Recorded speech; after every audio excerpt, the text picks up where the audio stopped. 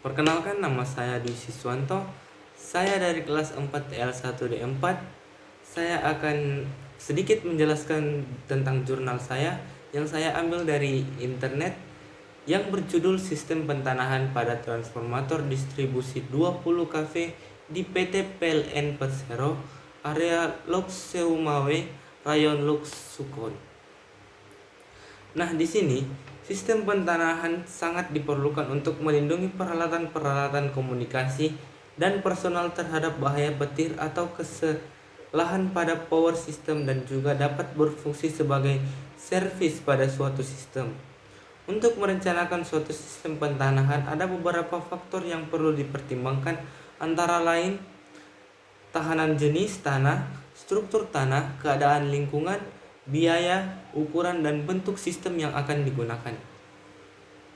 Nah, di sini bagian A, sistem pentanahan pada transformator distribusi 20 kV.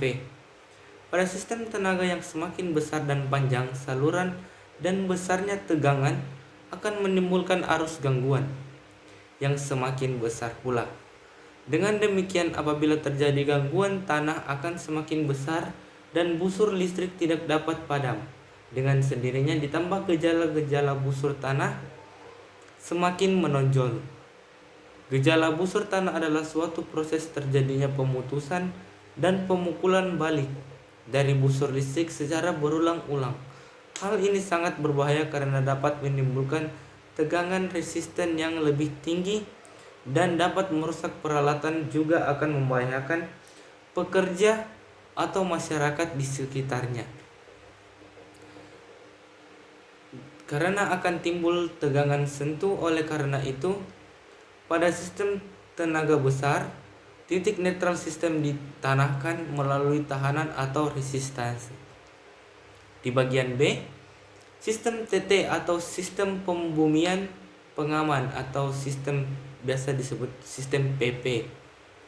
Huruf pertama menyatakan pembumian sistemnya, titik netral transformator. Huruf kedua menyatakan bagaimana badan peralatan dihubungkan oleh penghantar pengaman. Sistem TT berarti titik netral transformator ditanahkan dan badan peralatan dihubungkan ke tanah.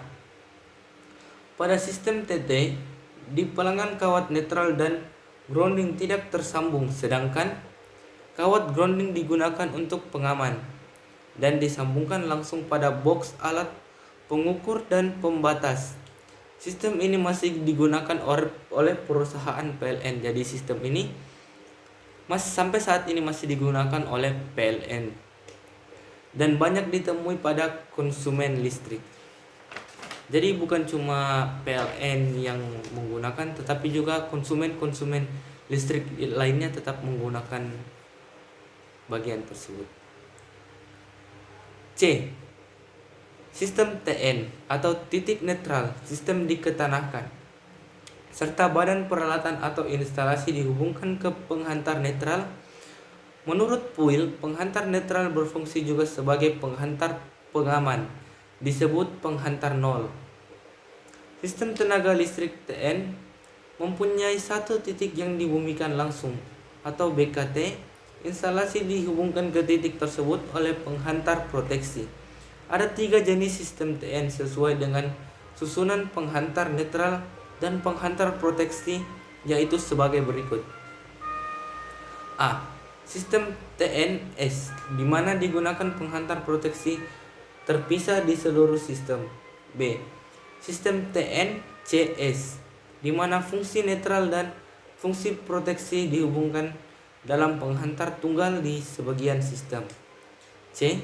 Sistem TNC, di mana fungsi netral dan fungsi proteksi tergabung dalam penghantar. Nah, bagian D, sistem IT, titik netral terisolasi atau tidak dibumikan, sedangkan badan peralatan dibumikan. Dalam PUIL 1987, sistem IT ini dikenal dengan nama sistem penghantar pengaman HP, titik netral transformator, atau sumber tidak dibumikan atau dibumikan melalui tahanan tinggi lebih dari 1000 ohm. Sedangkan bagian konduktif terbuka peralatan termasuk juga instalasi dan bangunan saling dihubungkan dan dibumikan. Karena netralnya tidak dibumikan, maka arus gangguan ke bumi yang terjadi sangat kecil, yaitu isolasi serta detektor atau tegangan bila digunakan. Persyaratan pembumian ringan yaitu hanya maksimum 50 ohm dan tegangannya juga kecil. Karena arus gangguan kecil, pengaman arus lebih tidak akan terjadi karena kecilnya tegangan sentuh. Sistem dimungkinkan operasi terus dalam gangguan satu fasa ke bumi badan peralatan. Pada waktu terjadi gangguan ke tanah, tegangan antara fasa yang baik dengan tanah akan naik. Untuk mengetahui adanya kenaikan tegangan ini dapat dipasang detektor. Jadi untuk mengetahui tegangan naik dapat dipasang detektor atau alat ukur tegangan pada setiap fasa dengan tanah. Bila tegangan ini tidak dapat diperbaiki, kemungkinan terjadi kegagalan isolasi. Kedua, di tempat yang lain maka akan terjadi gangguan hubung singkat yang besar dan alat pengaman akan bekerja. Sistem HP ini hanya dipakai pada instalasi terbatas. Jadi sistem HP ini hanya dipakai pada instalasi terbatas. Jadi tidak semua instalasi dipakaikan yang seperti ini sistem HP. Sistem tenaga listrik IT mempunyai semua bagian aktif yang diisolasi dari bumi. Antara satu titik dihubungkan ke bumi melalui satu impedans. BKT instalasi listrik dibumikan secara independen atau secara kolektif atau ke pembumian sistem. Bagian E, pemilihan metode pengentanahan. Pemilihan metode pentanahan tergantung dari segi praktisi, menjaga kontinuitas sistem, memperkecil gangguan yang lebih besar, dan memprokomi keseimbangan antara arus dan tegangan.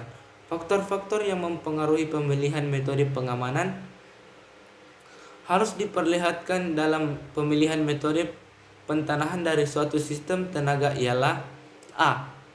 Selektivitas dan sensitivitas dari rel gangguan tanah. B. Pembatasan besar arus gangguan tanah. C. Tingkat pengamanan terhadap tegangan surya dan arrestor. D. Pembatasan tegangan lebih transient. Bagian F, metode pengentanahan sistem distribusi. Pada sistem tegangan menengah sampai dengan 20 kV harus selalu diketanahkan karena menjaga kemungkinan kegagalan sangat besar oleh tegangan lebih transient tinggi yang disebabkan oleh busur tanah. Untuk itu pengetahuan yang sesuai dengan kriteria adalah 1. Tanahan rendah, terutama untuk sistem yang dipakai mensuplai mesin listrik seputar khususnya pemakaian dalam industri. 2. Tahanan tinggi. Dengan tahanan tinggi, kerusakan karena arus sangat berkurang. Pengentanahan ini dipilih dengan tujuan A. Mencegah pemutusan yang tidak direncanakan. B. Apabila sistem sebelumnya dioperasikan, ada pengentanahan dan tidak ada rel tanah yang dipasang. C. Apabila pembatasan kerusakan karena arus dan tegangan lebih. Bagian G. Komponen utama sistem pentanahan. Di dalam sistem pentanahan, komponen-komponen utama yang diperlukan antara lain elektroda pentanahan dan hantaran pentanahan yang berperan sangat besar. Elektroda pentanahan adalah penghantar yang ditanam dalam tanah dan sebagai kontak langsung dengan tanah yang diusahakan sampai mencapai titik air tanah. Bahan elektroda pentanahan ialah tembaga atau baja profil digalvanisir atau pipa galvanis, sedangkan ukuran dan jenis elektroda pentanahan bermacam-macam. Ya, ada elektroda batang, elektroda pita, elektroda plat ditanam minimal 50 cm dari permukaan tanah. Nah, sekian pembahasan jurnal dari saya. Lebih dan kurangnya tolong dimaafkan. Terima kasih.